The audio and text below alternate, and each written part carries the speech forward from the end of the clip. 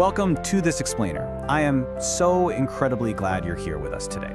You know, in our busy lives, taking a moment to genuinely nurture ourselves is absolutely crucial. So today, we're diving straight into the deeply comforting, restorative world of natural remedies. Specifically, we're going to explore a beautifully gentle plant, the raspberry leaf. Here's a quick roadmap of what we're going to cover.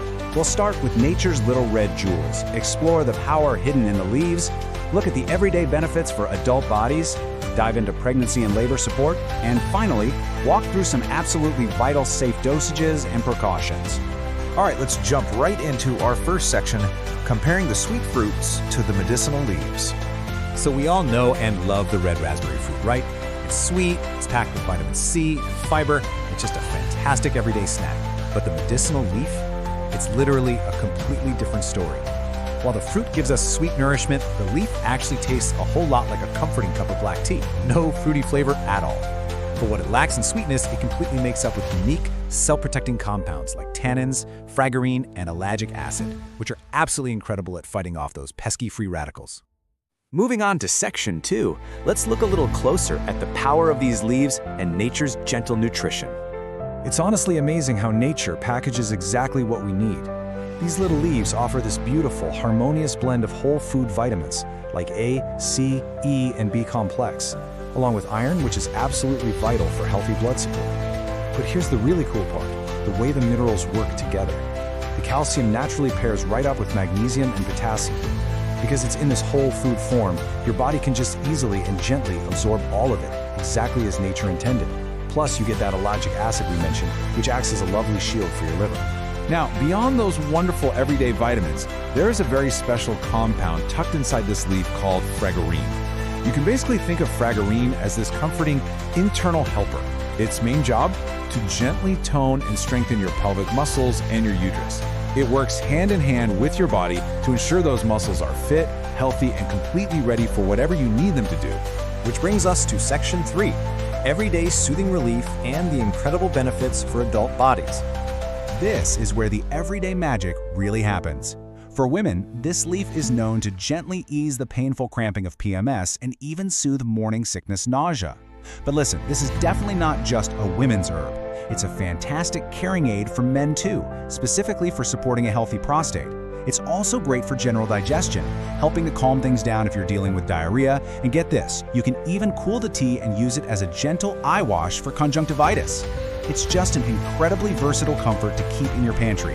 By the way, if you want to easily add this soothing tea to your own daily routine, get yours now, link below.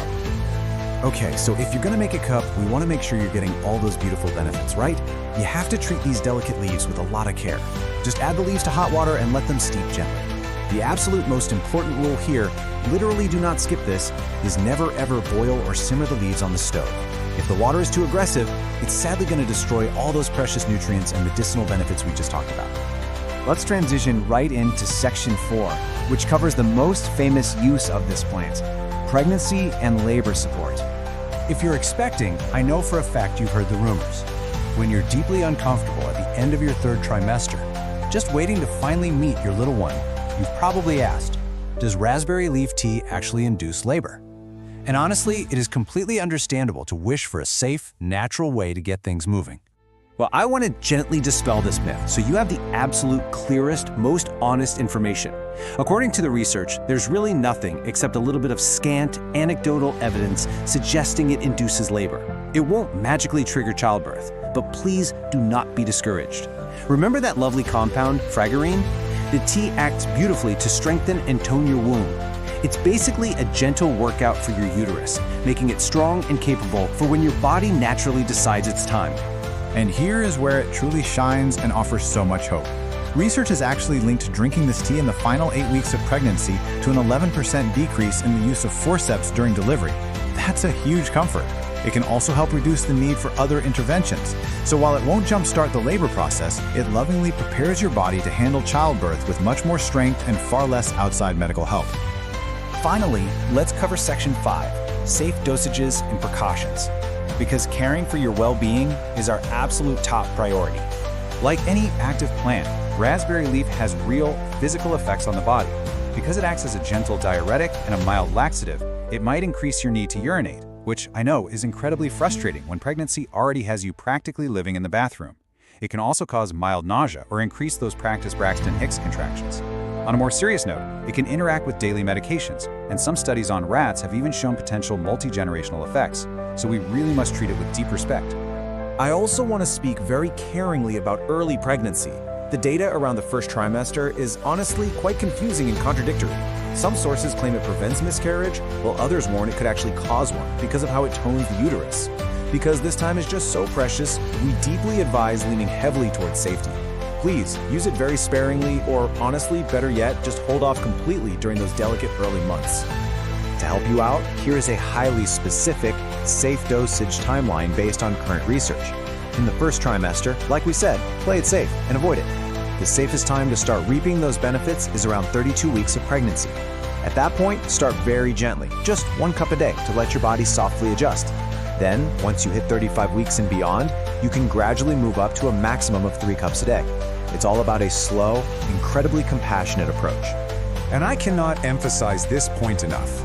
Because your health is so incredibly precious, please always speak with your trusted doctor or midwife before adding this tea or any new herb to your routine. They know your beautiful, unique body best, and they can make absolutely sure this remedy will truly support you without interacting with anything else. As we wrap up our time together today, I want to leave you with a warm thought. Nature offers us so many profound comforts, provided we approach them with knowledge and respect. So how might you gently and safely invite nature's remedies into your own personal wellness journey? Thank you so much for learning with me today. I genuinely hope you feel educated, deeply cared for, and inspired to continue exploring the world of natural health safely. Take wonderful care of you.